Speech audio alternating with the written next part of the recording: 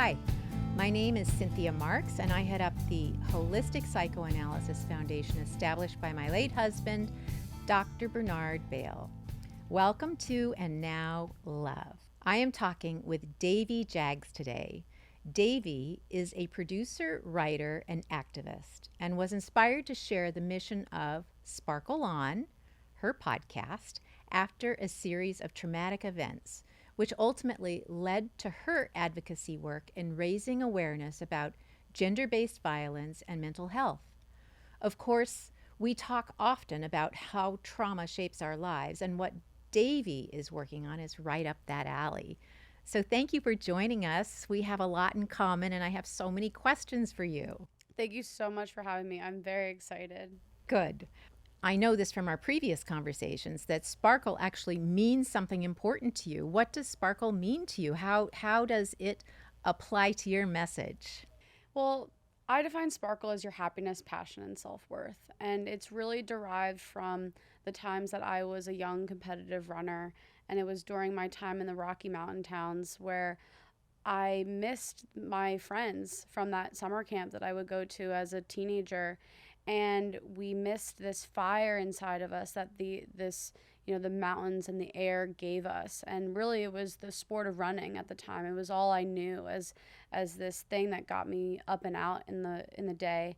And I loved it. And I was really fortunate to recognize from an early age that this fire inside you was something that I could encapsulate as a first love.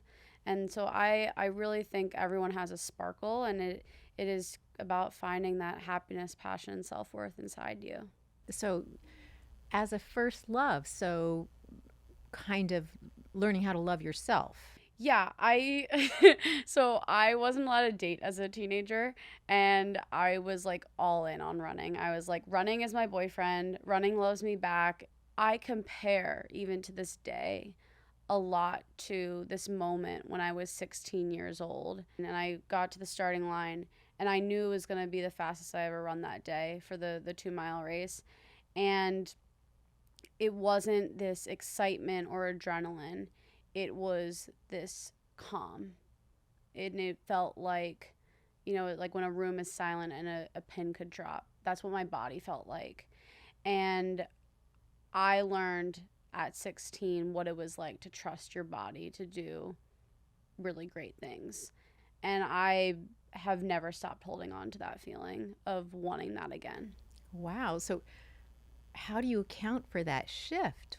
I don't think I ever did. I don't think I ever expected that it would go away. And then when it did, those years were really, really hard. And my running career, transparently, never got back to that. Coming into college, I had suffered 3 stress fractures in my hip, femur, and groin, and to the point where I almost, if I would have ran one more race or one more long run, I would have completely broke my entire left femur, and I probably would have never run again. How did you know to stop at that point? I didn't have a choice. So I grew an addiction to running, and my parents were really, really worried. Finally, I ran it was a postseason race, and I practically ran it on one leg. It was one of the most mortifying experiences of my life. But I didn't like quitting, and I didn't know back then that quitting for the sake of your health was fine to do. So going into college, I was already so vulnerable. And when you say vulnerable, was that both emotionally and physically, or are you speaking physically? Absolutely. Like emotionally, I think it was everything. It was like I was coming from a sheltered childhood home. Like for the first time, I was like drinking alcohol. I was interested in going to parties, interested in meeting boys. One of the best gifts my mom gave me was when I felt so defeated at the end of that season. The high school coaches decided they weren't going to take me to the state championship. They said I was a liability. I was just like, Mom, can we go somewhere this weekend? Can we go visit, my aunt down the shore? Can we go, like do something? Like, can we go down to Philly and like see the Liberty Bell? And she turns to me, she's like, Davy, can you be ready in, a half hour with a bag packed? And I said, yes. She goes, all right, I got us on a flight for Paris. To this day, Paris represents perfection for me because it was this beautiful city, and full of culture and history. And I remember seeing a lot of like teenagers or young adults kind of just lined up, hanging out in groups of people, loving life, and they looked really happy. And I was like, maybe I can have that too, where it doesn't have to be this grand achievement to find happiness. So that exposure kind of gave you room to breathe, to see that you were capable of something other than running, that was not you. For sure. I think it was also scary though too, because I struggled in school. I didn't know. Right, but it's a funny thing we all tell ourselves, that this is it. You're supposed to now know what you're doing for the rest of your life, let's say. Here you were, a high school student living in your parents' home, and now all of a sudden you know what your world is going to be. That's a tough moment. It is, and I think that's why I gravitate a lot towards, young women narratives, because we really need to do an unlearning of knowing what we're supposed to do. Yeah. I think it's crazy. I think it's a lot of added pressure that doesn't allow room for creativity and play at a young age. I agree. It's just so much stress, and in the end, whether you make that decision on Thursday of this year and change your mind in 7 years or 2.5 months, it's good. It's all fine. Yes. So much pressure. Yeah. So let's talk a little bit more about your experience and how you came to know from your experience. You had an episode, I believe, that was devastating. How you found a way to turn that around and likely help yourself and help others as well. And was that purposeful, organic? How did all of that happen? So when I got to college, I had started to experience a series of violent events. It changed my body. Not only did it change my mental state, but physically, I was already in my sophomore year of college suffering from anemia. I was sent to a nutritionist that really just ended up giving me an eating disorder.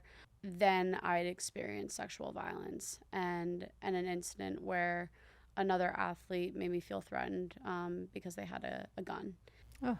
And so with the combination of all these events, plus the layer of normal young people coming of age stories, first love heartbreak, not really loving all my classes and feeling kind of out of place and struggling academically, there was this other added immensity that I didn't know how to talk about, because I never knew really anyone that had been through this. You heard about it in movies, but it didn't happen the same way that it happened in movies.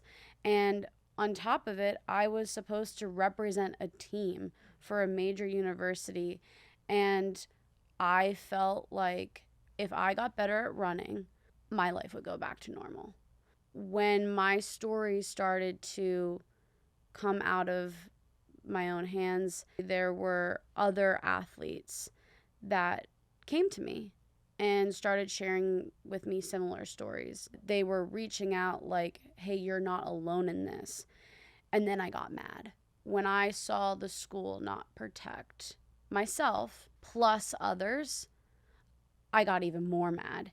That's when I said, we got to do something. And I don't necessarily to this day believe you have to grow so angry and so extreme in order to find your passion. I don't believe that you have to go through violence to discover this part of yourself.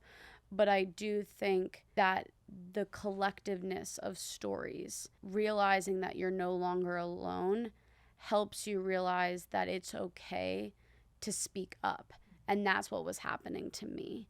And that's where I recognized that running wasn't going to be the only thing that was part of my sparkle. Speaking and what also became writing became part of my sparkle. And actually, when I decided to leave the team junior year, I was actually at the best that I had been since I had been 16. And it was shocking to a lot of people when I did leave the team. But it became, every time I'd enter into the locker room, it became a sports team hating me for speaking out. But what they didn't see were women that I had taken to the hospital, and the women that would pull me aside after class and tell me what they were going through on this campus at a place where I represented this university as an athlete, and I couldn't do it anymore. And was that mostly sexual violence? Yes. It's that pervasive. It's absolutely that pervasive in my experience, but also across every campus in America and globally. There is a culture among sports that creates dynamics of power and control, and it creates certain behaviors that what a lot of activists and advocates describe as rape culture, but that it is not just siloed to sports. Absolutely not. It is across college campuses. And are you speaking basically of men overpowering women? No. Anyone can be a victim, and anyone can be a perpetrator. And absolutely, in my experience, when I started speaking out, a lot of the people that would confide in me about their experience were men. Men have a really hard time speaking out about sexual violence. I can imagine.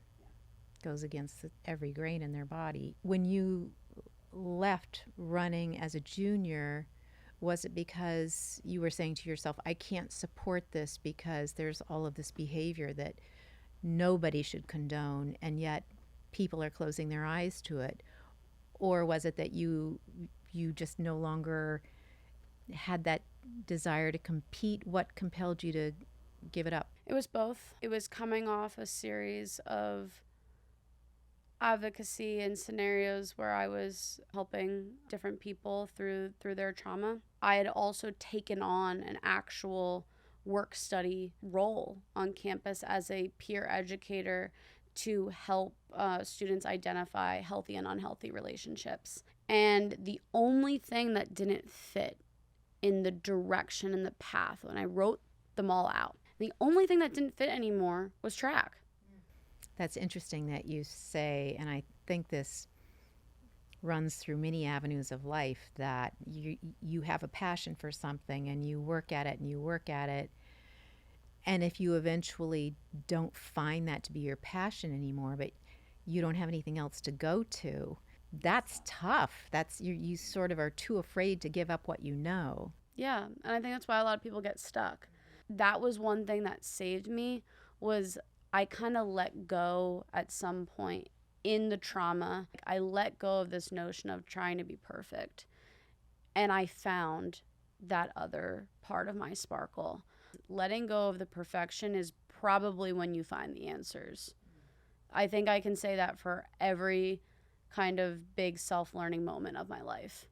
Because where does that idea of what perfection is, really come from? And is that a reality for each of us as an individual, or some outside notion that we feel we need to live up to? If it is that outside notion, it's never going to sit well because you didn't create it. Yeah. It's not your personal idea of what is perfection for you, and maybe perfection's not the right word to use, but your idea of your truth, your idea of you coming from your own abundance. Yeah.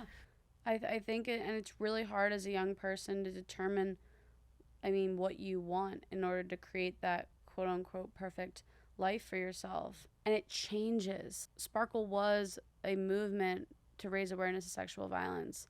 And then years went by and I didn't resonate with that anymore. Not because I'm not an advocate of raising awareness to the epidemic of sexual violence. That's the origin story. Again, I found and discovered that it was much bigger. It was a way to discover how to reclaim who you are, rediscover who you are through the power of creativity. And everybody has that. Everybody has a sparkle. Therefore, everybody can be creative. Men and women. Yes. And I think that's where, at one point in my life, I needed to be the advocate that I became on campus and after college. And then I found new interests and new things that I wanted to advocate for and write about. And that's okay. And that's kind of why Sparkle it's this very messy and non-linear thing. And it ironically represents who I am perfectly. Well, your first and very worthy endeavor of advocating for those who have been violated sexually was more just saying, hey, we need to be aware of this. Let's call this out. It's not okay to sweep this under the rug. Was it that? Yeah, it was originally supposed to be a bracelet to raise awareness to sexual violence and remind people of their sparkle. And now I'm more interested in something like a movement and tools and healing mechanisms and conversations and stories that point to ways that someone can kind of pick and choose. During that time, what got me through that was the power of story. It was the spoken word poetry group, and one of the poets named Olivia Gatwood, who was actually also on my show. But in that moment when I was 19, and she was standing up on stage speaking about all these topics I had just started to become interested in, I pointed to her and I was like, if I can't speak like her one day, I at least hope more women like her can. You're never going to find, like, one book that saved my life or one song that saved my life is not going to be for someone else. Sure. Like, someone might not love the Counting Crows as much as I love the Counting Crows. Really? Yes. Hard to I don't believe. understand why, but that is just the world we live in. Actually, the training that helped me realize that was the first thing you learn in domestic violence training. And I think it's the best piece of advice for, honestly, how businesses should operate, but how the world should operate. You can't tell someone to leave a relationship. You have to empower them with the tools to be able to leave the relationship. And I will say, as an advocate, one of the reasons I don't do hands-on domestic violence work is because it's one of the hardest things to do. But you cannot tell someone to leave an abusive relationship. It doesn't work. Well, I haven't thought about this in a while, but I was in an abusive relationship myself in my 20s.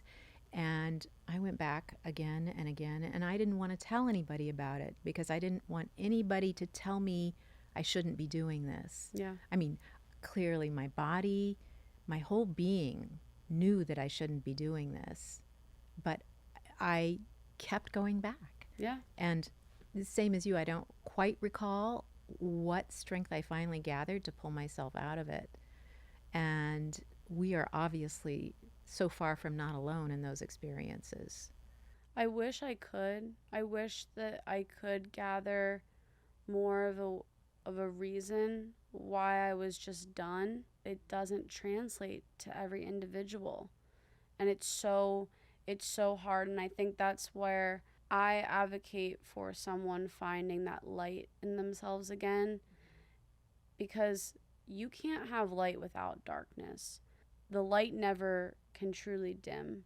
And I think that's really important, as if someone can hold on to an anchor like that, that is the movement that I'm more interested in sharing, especially because we live in such a polarized world now that a lot of voices are just turned off. A lot of voices like myself, they're just tuned out. I think people really need to start listening to the nuances of things. For sure. Well, hopefully conversations like this can help us get there. So young women in their teens are often so vulnerable and feeling such shame, almost just for being teenage girls. It's hard to be a teenage girl. They are easily targeted because of it. And many young women and men grow up not ever feeling their sparkle or knowing they have one or knowing what self-love is or feeling their truth. Our notions about a woman's place in the world still mean to this day that we are not treated equal to men. What are the ways that you are helping women find their rightful voices that we've been talking about? But what are the tools that you are providing to young women? I'm a big proponent for writing, if you want, as for your career, but also for yourself. Like, I think there's a lot of inner child work that you can do. Is that what you were doing through your writing, through your journaling? You were staying up till 3 and 4 in the morning? No, those were very much like letters to someone. But I think what it became was a diary. And so, yes, like maybe if I had been sharing more with my therapist about what I was writing, they would have analyzed it as such, right? I think now there's actual frameworks that exist that I didn't know about when I was 19. And that is part of what, we're building today at Sparkle, is these frameworks that can help someone be guided a little bit more, because writing as a creative medium can also be a little intimidating, especially like if someone didn't grow up writing or reading or anything like that. And that's why people do gravitate towards different mediums, whether it's painting or making music. Like, there's different ways of expression. I look for other collaborative movements. Like, one of the ones that I do is Democracy. It's kind of just mentoring young girls that want to do activism or some sort of like. And that's the name. You're not mispronouncing democracy. It is democracy. Democracy, yes. There's a lot of high schools now that have senior year internship programs. And so I work with some high schools that I need an intern, but they want the experience. We work together. And I balance the internship more like a mentorship. We'll have like one-on-ones where we'll actually sit down and like I'll listen to them about what their goals are. And I think the dynamic that brings versus like a school setting, it's not a lecture setting. It's actually hearing what the teenager wants out of their life, and then not even necessarily giving the advice of how to achieve it. It's that making them feel validated in Sure. what they want. That not judging whatever it is they think they want. Right. I'll ask them like, well, like, how did you create it? Or like, what tools did you use to create this little character that you drew up? And they like talking about themselves because they feel seen. By the way, that doesn't go away just because you went from a teenager to adult. Everybody wants to be seen. This is like basic communication Right. skills sometimes. Well, look at social media. Yes, exactly. And I think like a lot of people don't stop and maybe realize maybe people don't want your advice. Like, maybe people just want to be seen for who they are, authentically who they are, and not made to feel shame when they say they want to be a video game designer and you tell them it's probably a smarter idea to be an accountant. And I've never believed in that. I've always been a dreamer kid. I've always been loud and curious and whatever, and I've never fit the mold. Does it make me depressed sometimes? Yes. Why does it make you depressed? The typical blueprint that some people follow, I can't seem to follow. It's a maze that doesn't have a map. And that is very overwhelming sometimes. I can imagine. And that you say it's a maze.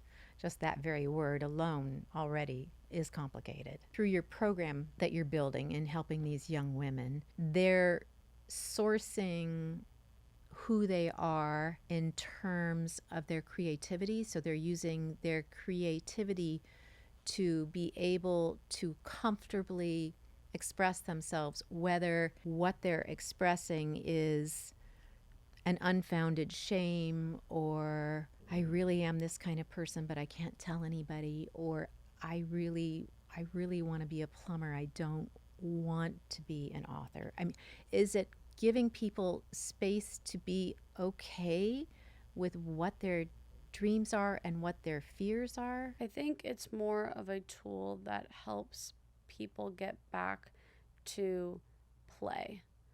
I think social media now, there's a pressure to have, again, perfection portrayed, and that it needs to be a put together piece. And one of the happiest years of my life was being in my master's program for creative writing after being a jock business major at Xavier and going 180 to a campus like Sarah Lawrence. What a big shift. It was wild. And it was one of those things where it taught me and gave me permission on how to be an artist. This tool would help people discover their creative medium, and not necessarily what it would mean to have a creative medium professionally, but that sometimes one creative medium informs a breakthrough in either another or just your own healing in general. But besides the fact if you've been through something or not, or if you want to be an artist or not, creativity is a vital life force that everybody needs in their life. You can be a top consultant at McKinsey and you can love it. There's no shame in that at all. You can be a plumber and be the best in town. No shame in that at all. But you still need something as a creative outlet, because, I mean, there's more science and research that supports this. But creativity is the way that we tell stories. It's the way that we feel okay. It's the way that we express ourselves. And every moment, no matter what, a person needs to be able to express themselves. That doesn't mean they need to sit down and spill their life to someone, but they do need to put possibly a pen to paper for that release. I know we've talked about it even just with dreams. Mm-hmm. Like, that is your subconscious fighting to say something. Whether you keep a dream journal or not, like, it helps. Yes, it's a real thing, these dreams. They really are gifts that we receive every night that tell us about our unconscious and all the things that we hold there. The good, the bad, the scary, the happy, the ugly, all of that is in there. And why would you not want to go there and explore yourself? It's pretty fascinating. It sounds awfully scary to begin with. I don't want to speak to these demons. Yeah. But once you do, and you realize that you don't have to take those demons with you everywhere you go, you can actually have them step away and find out who you really are without having to support those demons, that trauma, the trash that we all carry. And you and I spoke the other day too about Bernard, my husband, and how he had reached a point even in his amazing psychoanalytic career where he felt that just personally he wasn't gaining ground in his path towards really knowing 100%, and maybe we never know that, who we really are. He was seeing some of the best analysts in the world, and they had these fabulous intellectual conversations.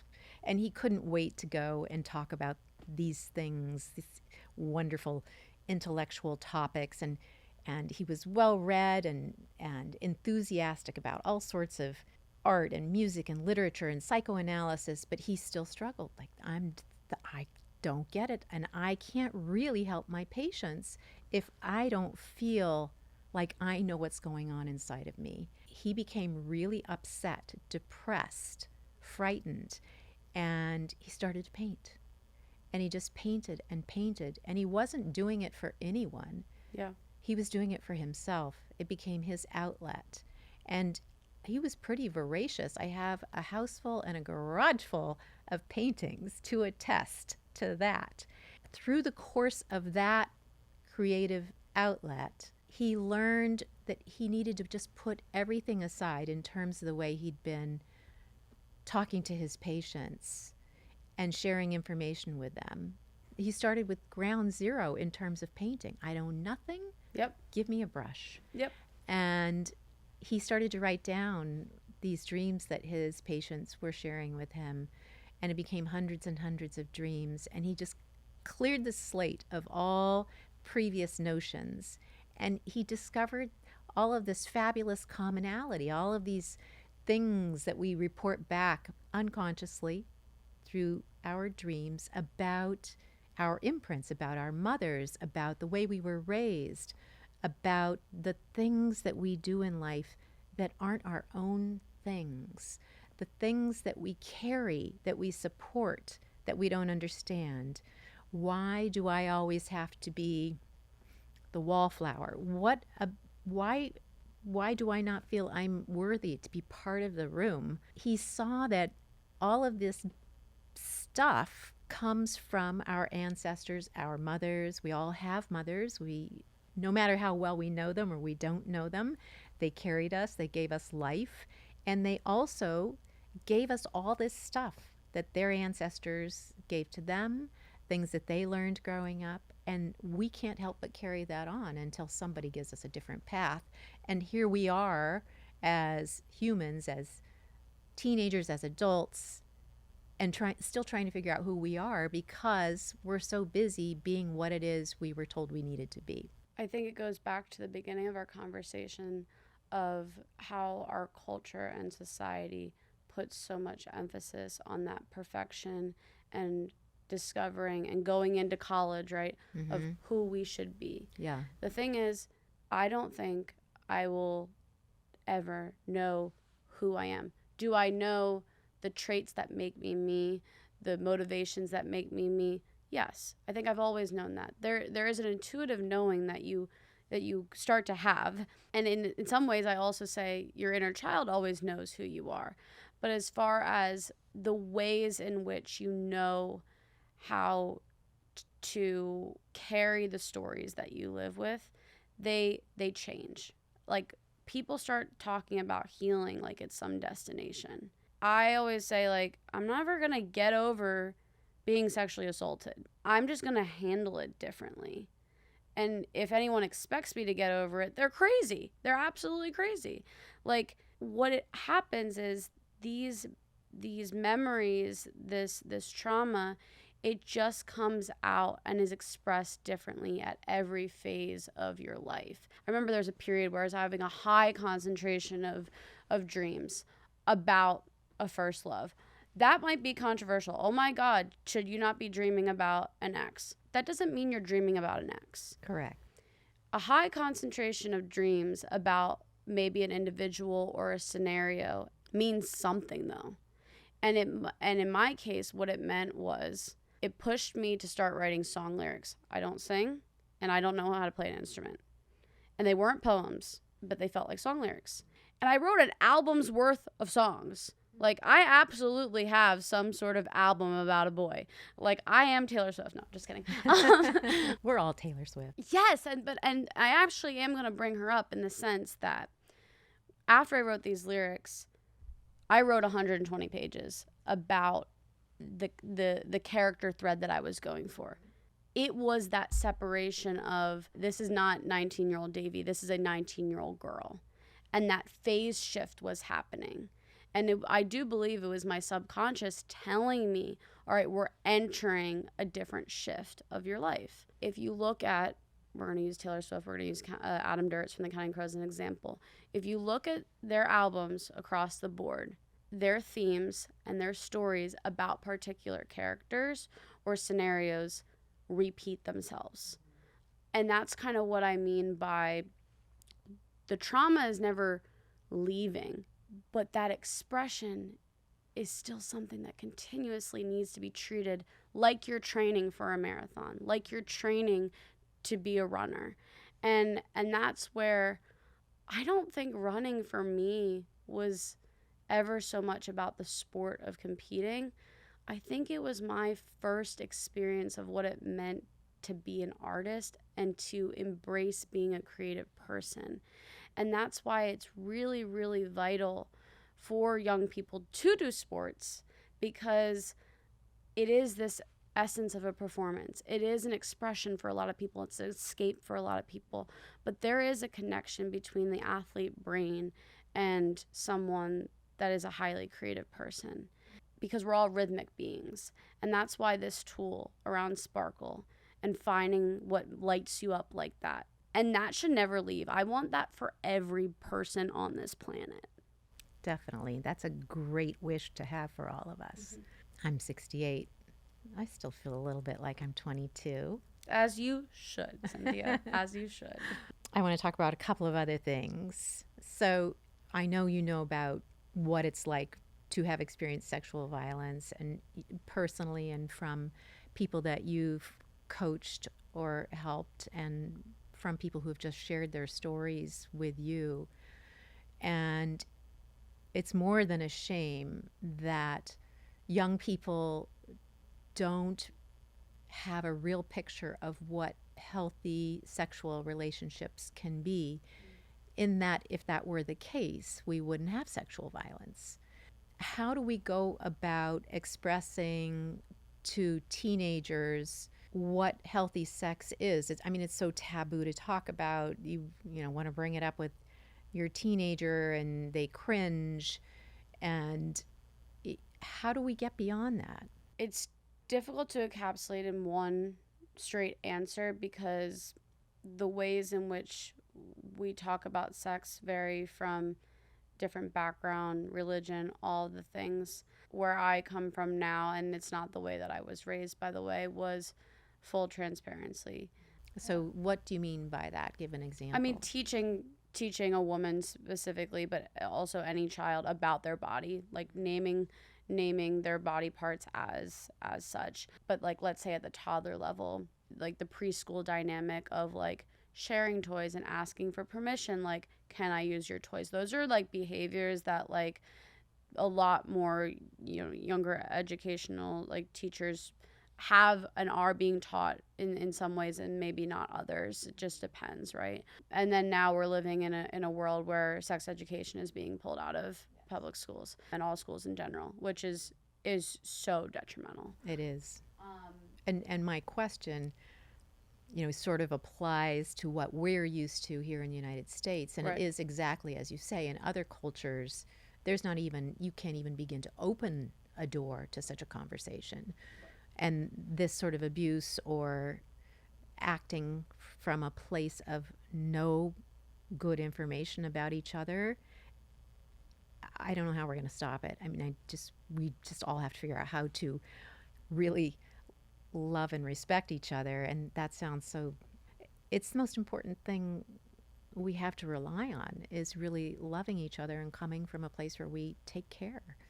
And I think that was one of the hardest lessons for me as someone who was trying to understand what sex was. I mean, even before I experienced sexual violence, I didn't have healthy experiences of sex. I reverted to that sports mindset of like, oh my God, I'm the last one to lose my virginity. Like, I gotta speed this up. But like, no one was talking about, I didn't have any friends at the time that could speak to any sort of like pleasure that they experienced as a woman.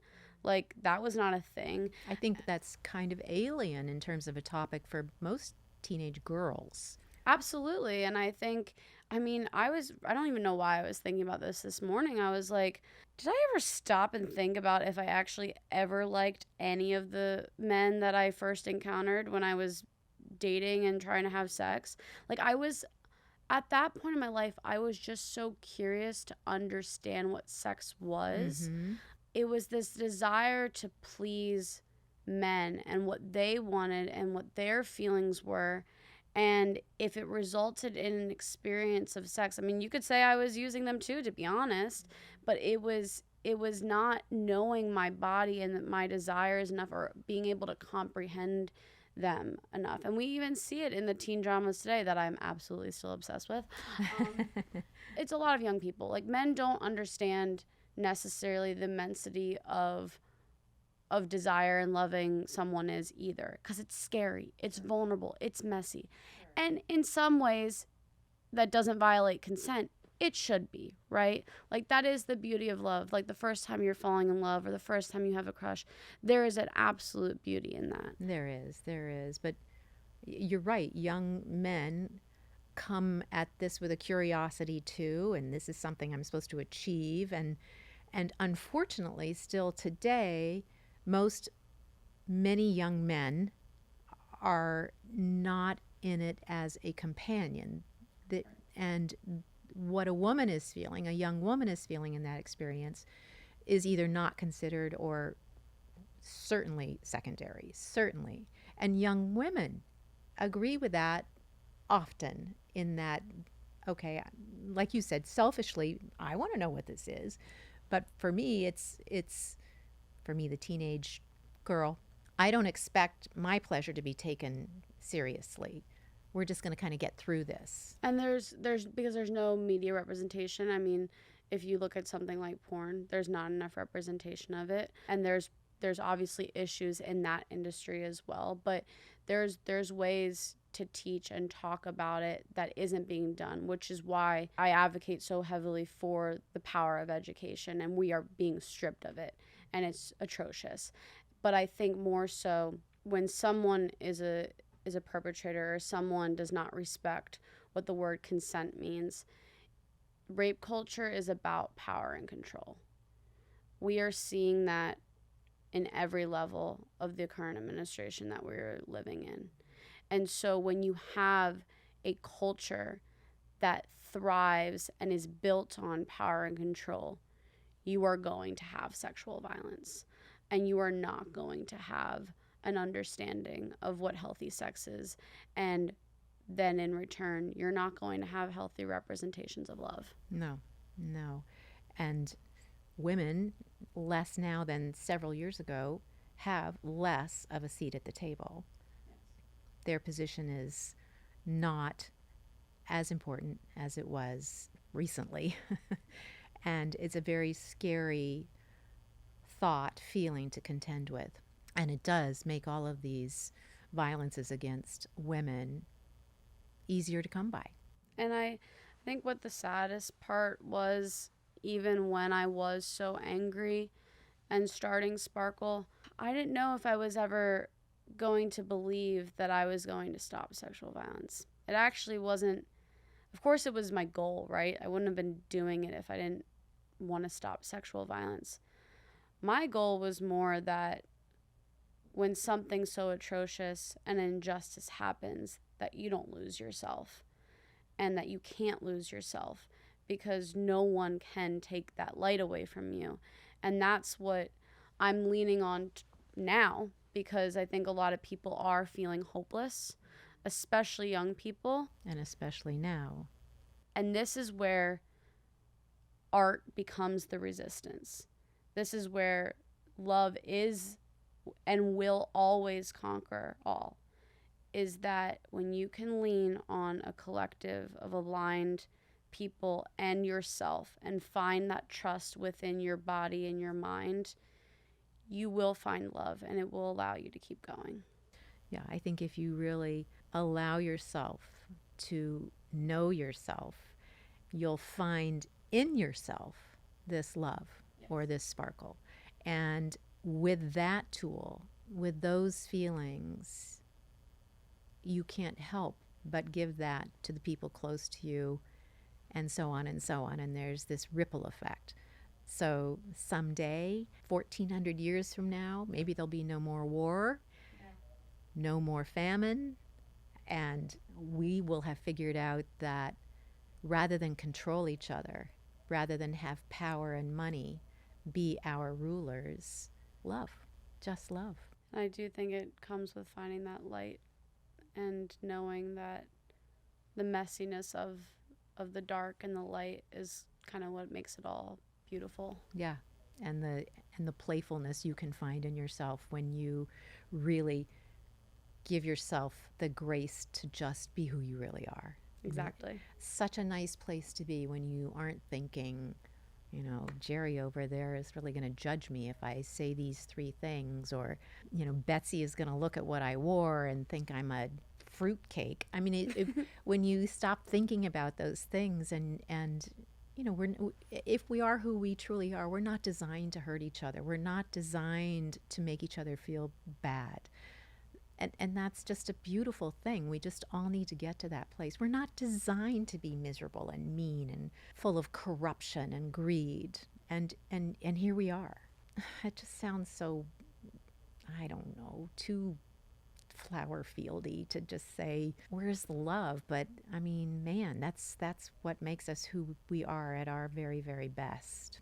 Yeah, exactly. And I don't think it sounds like that at all. I think part of even the shame that's being perpetrated is to make it feel that way. And like, I think that's why like shows like this and spreading that is more important than ever, because that message will prevail if enough people start to believe it themselves. I think so. And I must say, in all of my years, of course, it wasn't until recently that I had a platform like this, but I have never been so thoughtful about speaking my mind. And I mean by that, am I going to get in trouble for saying what I want to say? Am I going to get in trouble? If I write this thing, if I am looking at Instagram and I love that thing, is someone following me? Is someone watching what I'm doing? Am I falling into some framework that is calling me out as an undesirable?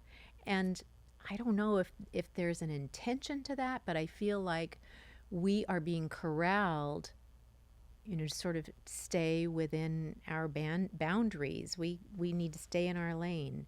We so need to get in another lane. I mean, you're not the only one. I mean, there are real things happening on a platform like Instagram that, yes, if you do like something, if you do post something, your voice will be silenced. You will see new platforms. You will see creators building new frameworks, building new algorithms that train to not do that, to let people express themselves freely and to create without the fear of being punished for who they are. I don't want to live in the world that we're living in now, and I don't think a lot of people do. And I think that's where I think so many people and young people are lost, is because they don't know what to do. But the thing that you need to do is go back to that inner child and ask her what were her dreams. And I think that's a great place to start. I do too.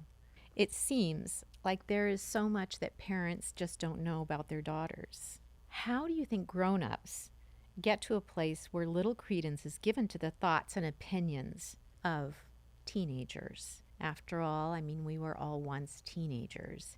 And I suppose that most of us skimmed over or pushed aside our feelings as teenagers, as there was no place throughout history to comfortably express them. And, as I would say, our imprints certainly direct us to unconsciously behave like our parents.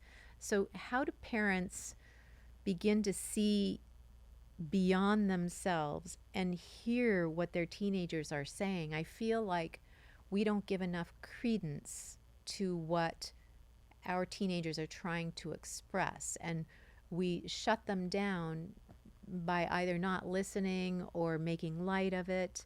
They're too young to have a valuable opinion. Their thoughts about what they want are too immature. They can't know enough about the world or even themselves.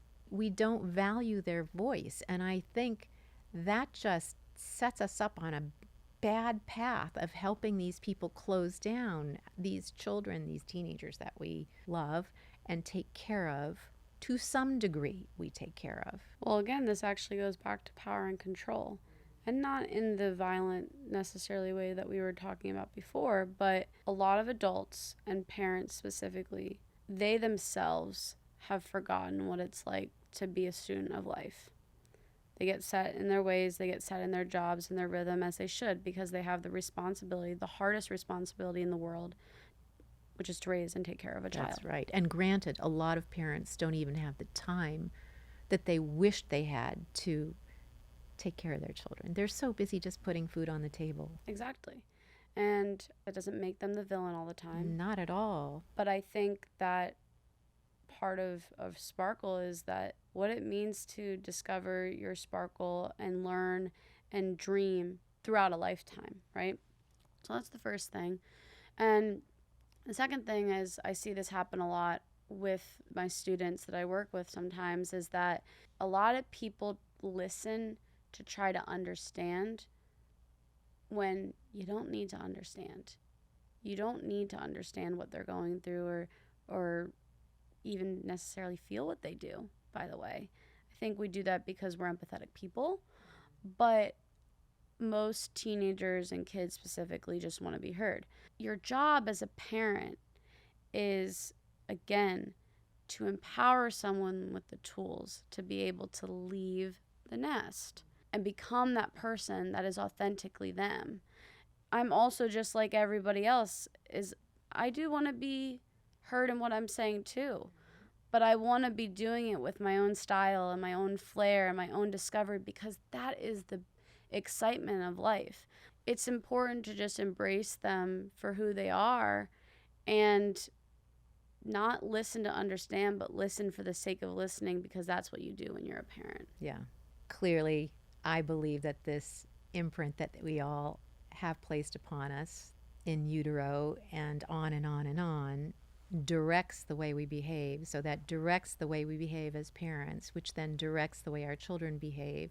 And it goes on for generations. So really, parents, grandparents, children all need to be given the gift of finding out who they are, which is in their unconscious, and letting go of the trauma that's been pressed upon them. Whatever it was that was traumatic is not going away. Like you said, it doesn't disappear, but we have ways of giving ourselves respect and not feeling shame or taking the blame for something that we've been carrying. As you bring up the word imprint, because I absolutely believe in the ways in which our ancestry and our family generational trauma impacts us, that even if we weren't the direct person that was impacted. Because in my Indian culture, the concept of namesake is very, very common. I think there's real power in namesake. My grandmother, she has big emotions. I have really big emotions. I love and respect my grandmother a lot, but there are times that we forget to disconnect from that I am not my grandmother. And this happens in every family. This is not like anything that I'm just going through. It's that, yes, you are going to resemble your great-grandmother, your mother, like all the things. That's very real. They say like that racism is carried through physical ailments and health impact. Like that is all true things. But there's a time where there's a power that you have to rewrite your narrative and break through that. You will carry it and you will express it differently than your ancestors. And this is the way we're going to help future generations by sort of undoing this ongoing thing that's just been this thread, not the positive thread, the unhealthy threads that we continue to carry just because we continue to carry them. Yeah. If we tune into your podcast, we're going to see you having these kinds of conversations with your own guests. Yes, I think the goal with my guests is to elevate their creative practice and their process and their sparkle, learning what works for them and what doesn't work, and the ways that they put together songs or paintings or books, and what was their pivot moments, like just like how I expressed here. And I appreciate you letting me share. We all have moments in our lifetime where we can point to it and be like, yeah, that was a day that my life started to change, or this was an age where everything was going to be different. And I love to capture those years. I love to be able to hear someone else's point of view. It's like taking a photograph. It is. And I don't think everybody has an opportunity to do that. I think more often than not, we just live our lives thinking this is the life I was given. I chose this path. I'm on it. I'm not leaving this lane. And to see examples, to listen to people talk about something that motivated them to change their life or to look at the world differently, that gives us all some strength, some resolve. You think, what happens if I go out of this lane? I'm not sure that next lane is safe. I know this lane. Why would I do that? Well, take the risk. It's so awesome. We've got to step out of our pre-planned zone and change it up. I mean, look the way our world's going. I agree. I think it's what I think about when I think about the word like legacy. My legacy is just kind of showing up and doing whatever I want and being me while I do it. Like loud, sparkly, pink, like. Well, you're doing some great things, so thank you so much. Thank you. So how do we find you? Yeah, so on Instagram, social media, The Sparkle Podcast, but on Apple, Spotify, Sparkle On with Devi Jags. Also, you can just search me, Devi Jags. Thank you so much for having me. And I mean, I think our aligned movements are one and the same. Is sparkle is love, and at the end of the day, love is all we have. I think so. And thank you so much for wanting to help people find that in their lives. Yeah, thank you.